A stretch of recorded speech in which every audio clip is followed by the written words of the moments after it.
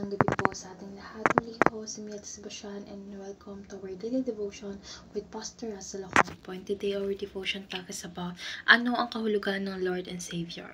So our concept is all about evangelism. So ang evangelism ay ang pagpapahayag ng magandang balita sa mga hindi pa nananampalataya. So mula sa salitang Gregorio na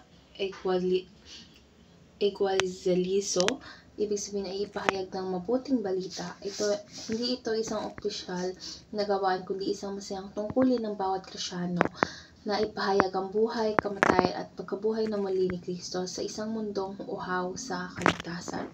So, ang layunin ng evangelism ay isuko ng mga tao at ng mga bansa ang kanilang buhay sa Panginoong si Kristo. At hindi lang tanggapin siya bilang tagapagligtas, kundi kilalanin din siya bilang Panginoon.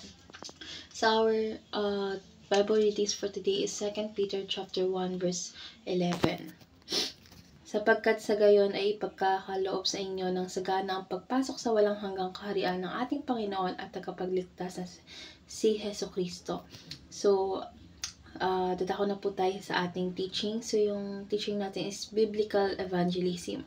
So, first, it is incarnational, not merely intellectual. So, ang tunay na evangelism ay isinasa buhay natin, hindi lang isinasa ulo. So, pinapakita natin na si Kristo sa ating mga kilos, ugnayan at pamumuhay, hindi lang sa ating mga salita. Ang ebanghelyo ay dapat makita sa ating halimbawa, hindi lang marinig sa ating paliwanag. So, second, it is earthward, not merely heavenward. So, ang ebanghelyo ay hindi lang tungkol sa pagpunta sa langit, kundi sa paghahari ng Diyos sa lupa. Layunin nito ang pagbabago ng buhay, lipunan at kultura din dito at ngayon. Tinatawag tayo ni Kristo upang ibahagi ang kanyang kaharian sa lahat ng larangan ng buhay natin. Last teaching, it is about lordship, not merely about salvation. Hindi lang kaligtasan ang layunin ng evangelism. Ito ay ang pagtanggap sa kabuuang pamumuno ni Kristo sa ating buhay. So, yung tunay na pananampalataya ay pagsuko sa Kanya bilang Panginoon, which is Lord, at hindi lang pagtanggap sa Kanya bilang tagapagligtas, which is yung Savior. So, ito ang kabuuang pagbabalik loob natin sa ating mahal na Diyos.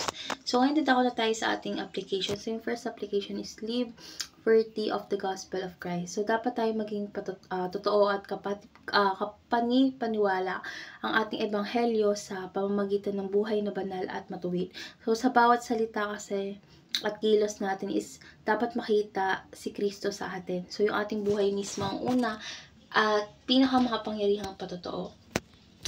Second is share the earthward gospel of the kingdom. So, dapat natin ibahagi ang ebanghelyo na may layuning baguhin ang tao at ang kanyang mundo. So, hindi lang kasi ito tungkol sa kaligtasan sa hinaharap or sa future, kundi paghahari ng Diyos sa kasulukuyan. So, ipaabot ang ebanghelyo sa ating pamilya, sa workplace, at sa buong society. So, last application is evangelize all areas of life under the lordship of Christ. So, dapat natin ihayag na si Kristo ay Panginoon ng lahat sa oras, relasyon, kayamanan at pangarap. Dapat natin isuko yung lahat ng larangan ng ating buhay sa kanyang pamumuno. Sa ganitong paraan kasi is magiging buo at makapangyarihan ng ating evangelism.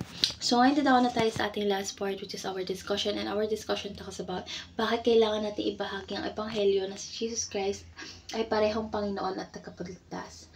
Para sa akin, dahil kung tagapagligtas lang siya, tayo maaaring makontento sa kaligtasan, ngunit hindi magbago ang pamumuhay. Ngunit bilang Panginoon, siya ang nasusunod sa lahat ng aspeto ng ating buhay. So, kapag parehong Panginoon at tagapagligtas sa Jesus Christ sa ating buhay, is nababago ang pamumuhay, yung mission natin, at higit sa lahat, yung ating puso. So, let's pray na po. Lord God, maraming salamat po sa iyong pag-ibig na nagligtas sa amin. Lord God, nais po namin kilalanin ka hindi lang bilang tagapagligtas, kundi bilang aming Panginoon. Lord God, tulungan mo po kami mamuhay na tapat, magpahayag ng ebanghelyo at isuko ang lahat ng aspeto ng aming buhay sa iyong pamumuno. Lord God, gamitin po kami upang dalhin ang mabuting balita sa iba. Sa pangalan ni Jesus. Amen.